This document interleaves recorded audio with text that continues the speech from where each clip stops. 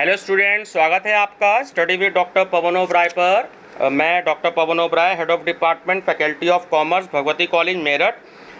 Students, क्योंकि कल आपका एग्ज़ाम है 26 जुलाई 2021 में, तो मैंने जो है मॉडल टेस्ट पेपर के नाम से जो है दो मॉडल टेस्ट पेपर अपलोड कर दिए हैं। तो उसमें आप देख लीजिएगा 153 तक क्वेश्चन जो हैं वो मैंने अपलोड कर दिए हैं।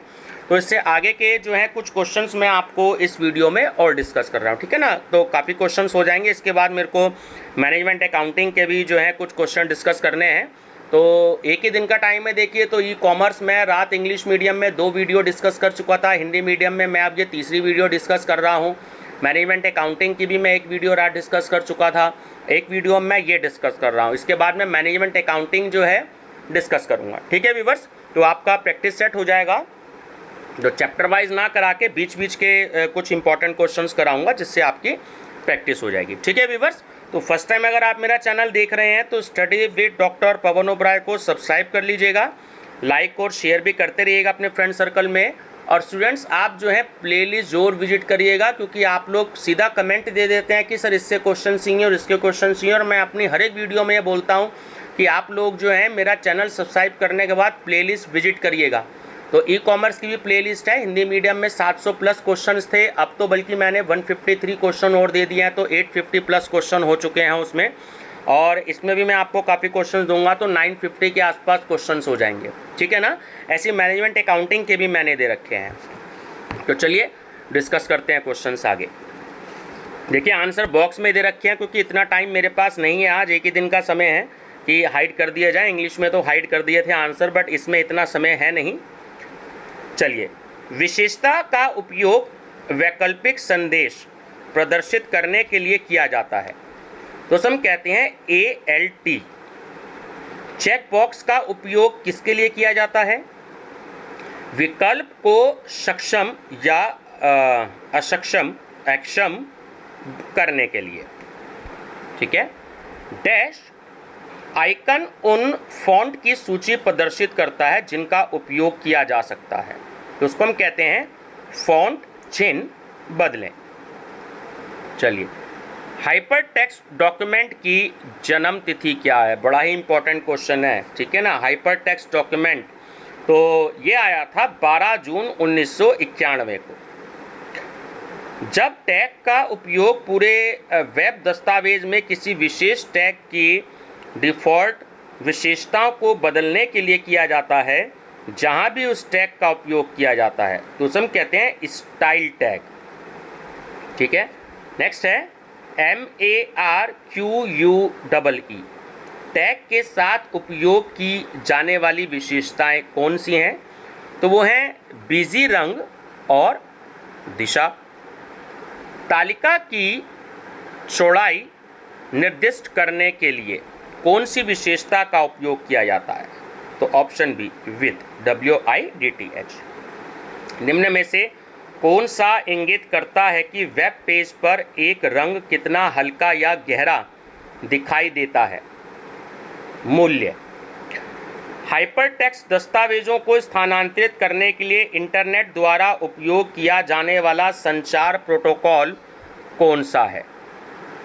ठीक है, तो उसे हम कहते हैं B, hyper text transfer protocol, जिसे हम शॉर्ट में HTTP कहते हैं।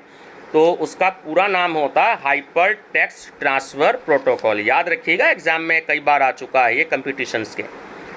दस्तावेज प्रदर्शित करने के लिए ब्राउज़र को दिए गए निर्देशों को क्या कहा जाता है? टैग। प्राथमिक रंग कौन से हैं? तो लाल, हरा और नीला। सीक्वेंस ध्यान रखिएगा, लाल, हरा और नीला। GIF में कितने अलग अलग रंग हो सकते हैं? 256। अपने HTML कोड को एक मशीन से सर्वर पर स्थानांतरित करना किसके रूप में जाना जाता है? होस्टिंग। जो कंप्यूटर द्वारा अनुसरण किए जाने वाले संदेश प्रारूपों और नियमों का औपचारिक विवरण है, तो हम कहते हैं प्रोटोकॉल। किस शब्द का उपयोग उन कंप्यूटरों को संदर्भित करने के लिए किया जाता है जिनका उपयोग वेब पृष्ठों को फाइलों के रूप में संग्रहित करने के लिए किया जाता है, उसे हम कहते हैं वेब क्लाइंट। HTML किसका संक्षिप्त नाम है? ठीक है, तो वो है हाइपर टेक्स्ट मार्कअप लैंग्वेज। ये भी बहुत इंपॉर्टेंट क्वेश्चन है, कई बार आया है, NTA नेट में भी आया हुआ है, TGT PGT में भी आया हुआ है। तो पूरा नाम है hyper text markup language. Cell spacing विशेषता का उपयोग किसके लिए किया जाता है? सी ऑप्शन करेक्ट है कि कोशिकाओं के बीच जगह निर्दिष्ट करें। ठीक है, चलिए, मुझे लगता है कि आज शायद सारी फाइलों में प्रॉब्लम आएगी, इस फाइल में भी प्रॉब्लम आ रही है। चलिए, नेक्स्ट क्वेश्चन है, HTML की एक सुविधा का उपयोग करके बनाए जा सकने वाले इंटरैक्टिव दस्तावेजों को क्या कहा जाता है? प्रपत्र, इंग्लिश में कहते हैं डॉक्यूमेंट। WWW किसका संक्षिप्त नाम है? World wide web. निम्न में से कौन सी विशेषता छवि फाइल का नाम निर्दिष्ट करती है? SRC, छवियों का एक संग्रह जो MS कार्यालय का हिस्सा है, तो उसे क्या कहा जाता है? Clip art. वेब पेज और वेबसाइट बनाने के लिए उपयोग किए जाने वाले सॉफ्टवेयर एप्लीकेशन को क्या कहा जाता है? तो उसे हम कहते हैं वेब पेज संपादकों। ठीक है, वेब पेज संपादकों। लिंक के लिए उपयोग किए जाने वाले रंग को निर्दिष्ट करने के लिए किस विशेषता का उपयोग किया जाता है? लिंक का, जो वेब पेजों के लिए वेब सर्वर पर आवश्यकता भेजते हैं, उसे हम कहते हैं वेब क्लाइंट। वेब दस्तावेज के लेखक के नाम की पहचान करने के लिए किस टैग का उपयोग किया जाता है? मेटा टैग का। लिंक के रंग को बदलने के लिए किस विशेषता का उपयोग किया जाता है? तो देखिए, ये जो ऑप्शन में दे रखी हैं, लिंक, एलिनिक, ALINK एलिनिक और VLINK, है ना, तो इन सभी का किया जाता है। डैश विकल्प उपयोगकर्ता को वेब पर एक स्थान निर्दिष्ट करने की अनुमति देता है। B, स्थान से कई दस्तावेजों को जोड़ने का एक लोकप्रिय तरीका कौन सा था? उसे हम कहते थे गोफर। ठीक है, ध्यान रखिएगा, गोफर। चलिए, थोड़ा सा और क्लियर हो जाएगा, मेरी कोशिश ये है कि क्लियर रहे। TCP/IP परतों की कितनी संख्याओं से बना है? तो 4 संख्याओं से बना है। विश्वसनीय TCP/IP कमांड की समान आवश्यकताएं हैं और समान सत्यापन प्रक्रिया से गुजरती है, तो उनमें से TCP या IP कमांड नहीं है। Option C, TCP/EXEC। कनेक्शन प्रमाणीकरण यह सुनिश्चित करने के लिए पेश किया जाता है कि दूरस्थ होस्ट में संभावित इंटरनेट प्रोटोकॉल, ठीक है, डैश और डैश है, तो पहले डैश में आएगा पता और दूसरे में आएगा नाम। पता और नाम है। हाइपर टेक्स्ट ट्रांसफ़र प्रोटोकॉल और सिंपल मेल ट्रांसफ़र प्रोटोकॉल, ठीक है, SMTP का पूरा नाम होता है सिंपल मेल ट्रांसफ़र प्रोटोकॉल, ध्यान रखिएगा, का उपयोग करके विशेष अनुप्रयोगों के लिए एप्लीकेशन लेयर भेजता है और प्राप्त करता है। बिल्कुल, ये बात बिल्कुल सही है। ठीक है, TLS भेद्यता को रिटर्न ऑफ ब्लेचेन बेकर के ओरेकल थ्रेड के रूप में भी जाना जाता है। बिल्कुल सही है ये बात। रोबोट को किसके रूप में संक्षिप्त किया गया है? तो पूरा नाम है इसका रिटर्न ऑफ ब्लेचेन बेकर के ओरेकल थ्रेड। ठीक है, बहुत अच्छे से इसको प्रिपेयर कर लीजिएगा। लोकप्रिय रूप से उपयोग किए जाने वाले IP के विभिन्न संस्करण कितने हैं? 2। डैश एक हमला है जहां हमलावर प्रगति संचार सत्र और पोर्ट संख्या में अनुक्रम संख्या के साथ एक साथ अनुमान लगाने में सक्षम है। तो हम कहते हैं टीसीपी ब्लाइंड स्पूफिंग्स। ठीक है, टीसीपी ब्लाइंड स्पूफिंग्स। डैश एक हमला तकनीक है जहां कई SYN पैकेट एक फर्जी स्रोत पते के साथ खराब हो जाते हैं, जो तब एक जलमग्न सर्वर पर भेजता है। तो उसे हम कहते हैं SYN बाढ़ का हमला। अनजाने में डेटा रिसाव अभी भी एक ही दंड और प्रतिष्ठित क्षति का परिणाम हो सकता है। बिल्कुल ये बात सत्य है। उनमें से कौन TCP/IP मॉडल की नेटवर्क परत में किया गया हमला नहीं है? D, shoulder surfing. उनमें से कौन राउटर सुरक्षा का एक उपयुक्त तरीका नहीं है? सी, रूटिंग प्रोटोकॉल को सुरक्षा विशेषज्ञों द्वारा प्रोग्राम करने की आवश्यकता है। TCP/IP मॉडल की परिवहन परत में कौन से दो प्रोटोकॉल का उपयोग नहीं किया जाता? ठीक है, सॉरी, उपयोग किया जाता है पहला, तो वो है TCP और UDP। ठीक है, नेक्स्ट है TCP/IP मॉडल की नेटवर्क परत में कौन से प्रोटोकॉल का उपयोग नहीं किया जाता? तो इसका आंसर आएगा आपका HTTP। दोनों क्वेश्चन में अंतर है।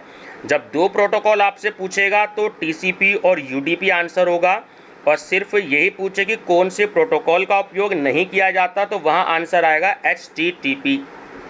डैश प्रोटोकॉल हमला डेटा लिंक परत में किया जाता है। तो इसका नेक्स्ट आंसर है ऑप्शन नंबर बी। ठीक है, DNS। चलिए नेक्स्ट है डैश किसी संगठन या व्यक्तिगत प्रणाली के अंदर से किसी बाहरी स्थान या प्राप्तकर्ता को डेटा का अवैध प्रसारण है। तो वो है डेटा रिसाव। डेटा रिसाव के खतरे आमतौर पर निम्नलिखित में से नहीं होते हैं। तो उसे हम कहते हैं टेलीविज़न। डेटा रिसाव को किसके रूप में जाना जाता है? बड़ा ही इंपॉर्टेंट क्वेश्चन है ये दोनों। तो उसको जाना जाता है धीमी डाटा चोरी। ठीक है, धीमी डेटा चोरी।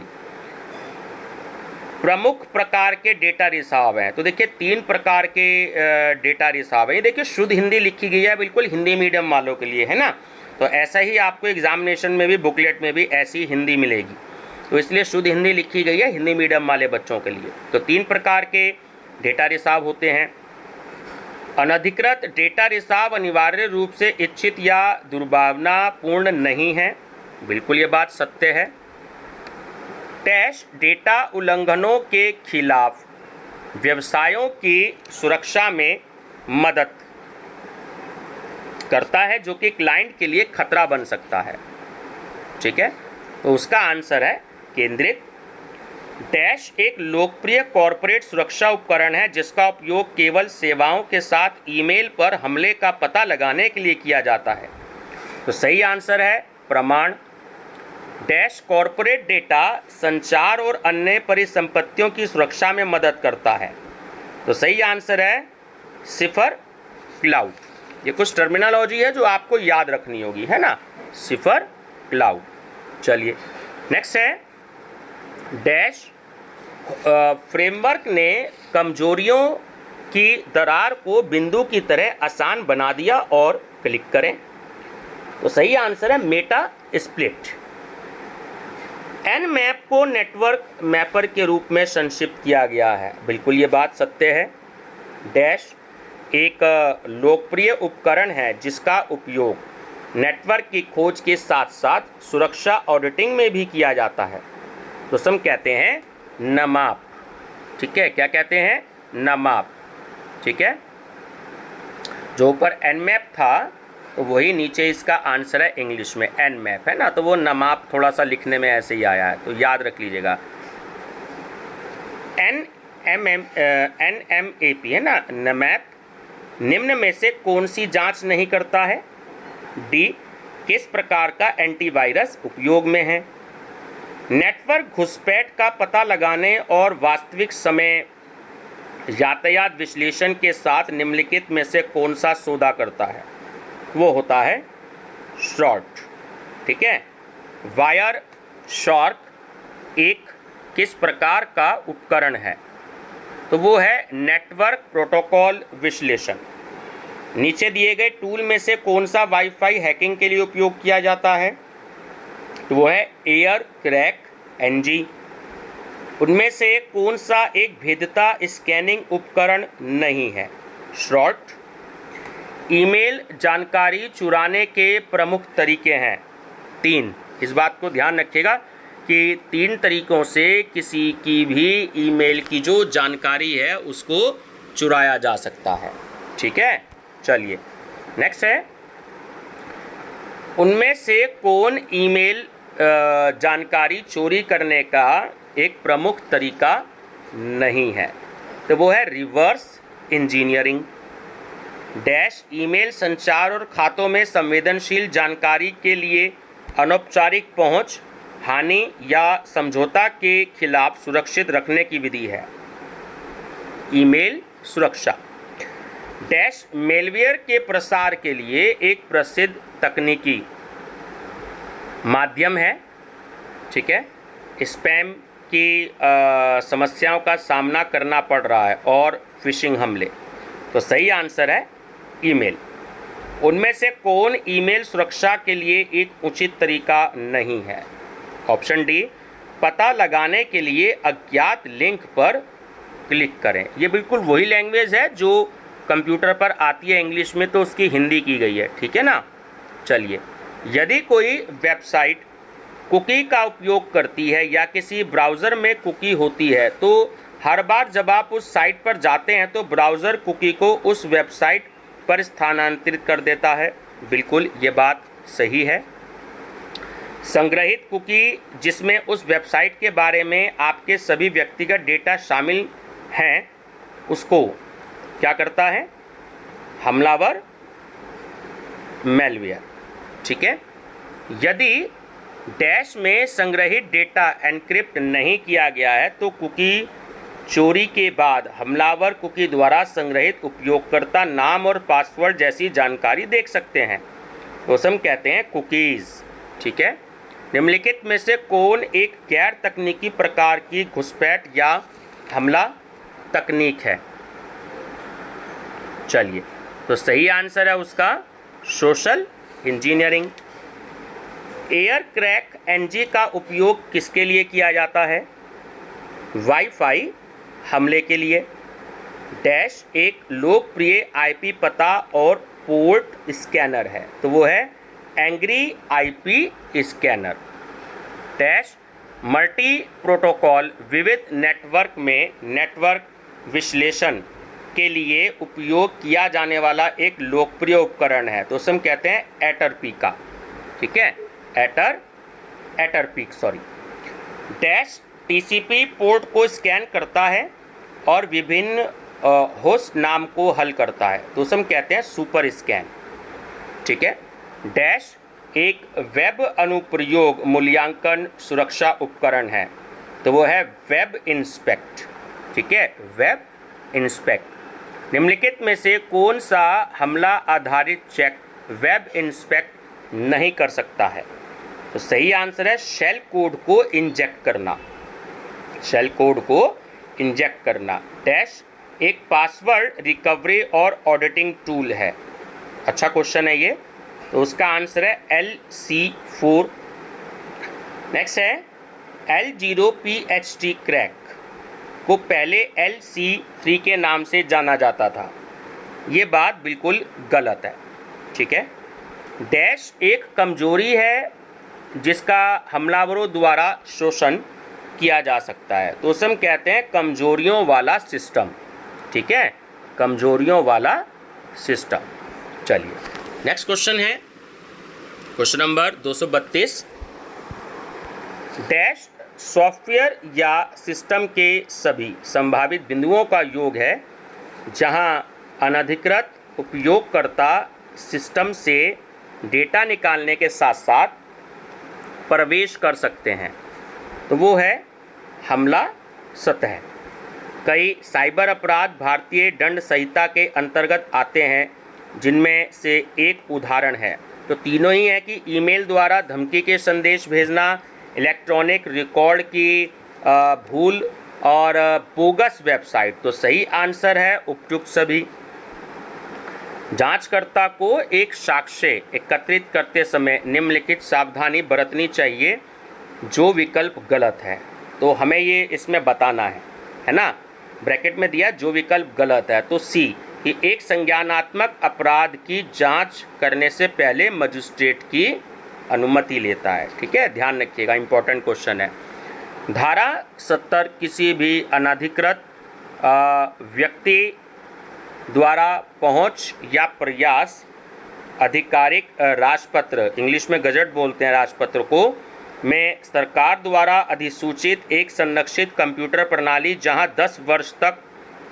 सजा 10 वर्ष तक बढ़ सकती है। और ठीक है, तो सही आंसर है सी संज्ञानात्मक गैर जमानती। धारा 74 धोखाधड़ी के उद्देश्य के लिए डिजिटल हस्ताक्षर प्रमाण पत्र का प्रकाशन, जहां कारावास 2 वर्ष तक बढ़ सकता है या जुर्माना के साथ जो रुपये बढ़ सकता है वो 1 लाख या दोनों हैं। तो सही आंसर है ऑप्शन डी गैर संज्ञानात्मक और अनुपलब्ध। जांच कब शुरू करें, तो ऑप्शन ए सही है कि साइबर सेल से अनुमति प्राप्त करने के बाद। ठीक है, चलिए नेक्स्ट है हैकिंग का क्या अर्थ होता है। हम अक्सर वर्ड सुनते हैं ना हैकिंग, तो उसका अर्थ होता है कि अनऑथराइज्ड एक सूचना प्रणाली या नेटवर्क के सुरक्षा तंत्र को बाईपास करने का प्रयास करता है। ठीक है, ध्यान रखिएगा, ऑप्शन ए सही है। डाटा चोरी में क्या शामिल है, तो डाटा चोरी में ऑप्शन डी करेक्ट है कि कंप्यूटर के प्रभारी व्यक्ति की अनुमति के बिना कंप्यूटर से किसी भी कंप्यूटर डेटाबेस या जानकारी को डाउनलोड, कॉपी या निकालने के लिए। ठीक है, निम्नलिखित मामले में माननीय सुप्रीम कोर्ट ने अधिनियम की धारा 66A को माना। तो ये बड़ा इंपॉर्टेंट है, इसको याद कर लीजिएगा। Shreya Singhal versus UOI। ठीक है, श्रेया सिंघल वर्सेस UOI, ध्यान रखिएगा, बहुत इंपॉर्टेंट है। निम्नलिखित कानूनों या वर्गों में संशोधन किया गया या एक उग्र रूप में अश्लील साहित्य का मुकाबला करने के लिए पारित किया गया, तो वो था सेक्शन 66A और 66B का IT संशोधन अधिनियम 2008। ठीक है, अभियोजन पक्ष को इसकी प्रतियां देनी होती हैं, तो ऑप्शन बी सही है कि केवल इलेक्ट्रॉनिक रिकॉर्ड की वे प्रतियां जिनमें बाहरी हार्ड डिस्क, पेन ड्राइव और CD आदि शामिल है। ठीक है, और चलिए एक लास्ट क्वेश्चन और करते हैं। हालांकि क्वेश्चंस तो और बहुत हैं, लेकिन क्योंकि मैनेजमेंट अकाउंटिंग का भी मेरे को डिस्कस करना है आगे, क्वेश्चंस तो इसमें मेरे पास बहुत हैं आगे। तो लास्ट क्वेश्चन है कि निम्नलिखित धारा एक अनुमान लगाती है कि सुरक्षित इलेक्ट्रॉनिक रिकॉर्ड को उस समय से नहीं बदला गया है जिस समय सुरक्षित स्थिति संबंधित है। तो ए ऑप्शन करेक्ट है ना, कि भारतीय साक्ष्य अधिनियम 1872 की धारा 85। तो जैसे आप देख रहे हैं अदर MCQs, तो और भी इसमें मिक्स क्वेश्चन है, 188 क्वेश्चन और हैं। तो अगर मौका मिला तो मैं इसको डिस्कस करूंगा, लेकिन अब क्योंकि मैनेजमेंट अकाउंटिंग में डिस्कस कर रहा हूं, तो अगर मौका मिला तो मैं जो है आपसे ज़रूर डिस्कस करूंगा। ठीक है व्यूअर्स, जो 243 क्वेश्चंस मैंने आपको दिए हैं और इससे आगे की जो है आप मेरी प्लेलिस्ट देखिएगा, तो टोटल मिलाकर के लगभग 950 के आसपास क्वेश्चन जो हैं वो मैं आपको दे चुका हूँ। मैंने पहले भी मॉडल टेस्ट पेपर दिया है एक, तो मेरी प्लेलिस्ट में है, हिंदी मीडियम में भी और इंग्लिश मीडियम में भी है, तो आप इसकी स्टडी जरूर करिएगा। ठीक है, और आपके कल के एग्ज़ाम के लिए बेस्ट ऑफ लक, और मेरी ये बेस्ट विशेज़ हैं आपके लिए कि आप बहुत अच्छे नंबर लेकर के पास हों। ठीक है बच्चों, तो वीडियो पसंद आए तो लाइक शेयर, भैया लाइक जरूर कर दिया करो, उससे थोड़ा सा मोटिवेट मिलता है। ठीक है, हम मोटिवेट होते हैं तभी बच्चों के लिए कुछ ना कुछ करते हैं। Thank you viewers.